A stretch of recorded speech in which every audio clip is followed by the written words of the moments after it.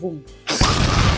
Ah, continue. Il apprend à contrôler sa respiration, à libérer son esprit, à se concentrer sur le bout de l'arc. Et ensuite, il vise. C'est pas beau, instrument spirituel, c'est bien ce que je dis. Après, il dit celui qui sait tendre la corde, c'est aussi tendre l'âme et viser son adversaire.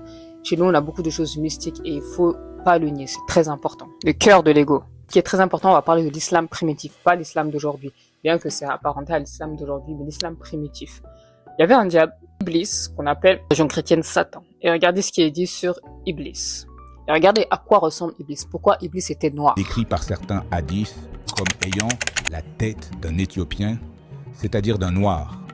Pourquoi? Parce que les armées arabes furent plusieurs fois humiliées par les archers nubiens, qui les décimaient à distance sans jamais être atteints. L'expérience fut si traumatisante qu'elle marqua leur imaginaire. Le mal absolu devait avoir le visage de celui qui les terrifiait, Iblis. Ainsi, l'archer noir fut transformé en démon.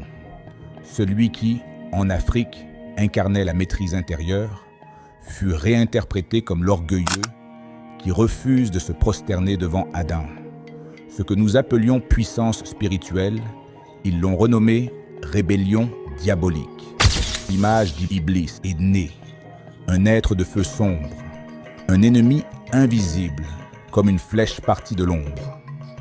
Donc là, justement, je vous le dis, donc dans le Coran, c'est marqué que le prophète a dit « Quiconque veut voir Iblis, Satan, qu'il jette un œil à Nabtal ibn al-Harith. » C'était un homme noir. Donc Iblis est apparenté à l'homme noir, robuste avec de longs cheveux flottants. Donc il parle des Nubiens, plutôt des Éthiopiens ou Somaliens. Flottants, des yeux enflammés et des yeux aux joues rouges foncées. Donc la source c'est la vie du prophète par Ibn Ishaq, page 243. Donc là il explique bien que Iblis est apparenté à un noir. Donc pourquoi après par la suite il va expliquer que le noir savait manier l'arc. Et quand il voyait un bédouin passer dans le coin, il visait, mais de loin, pas de près, il visait de loin. Voilà, donc là, comme c'était vraiment traumatisant, donc ceux qui étaient attaqués à l'époque étaient noirs. Je pense que quand ils venaient dans leur territoire. Donc du coup, ça les a traumatisés, les anciens bédouins. Ensuite, il parlera de Marcus Garvey, un des panafricains américains d'il y a 100 ans, 125 ans on va dire. Et il disait qu'il utilisait la Bible pour citer le dieu noir. Donc en référence à Osiris, ça veut dire l'un des premiers dieux de l'Égypte noire, vu que l'Égypte a commencé par les Noirs.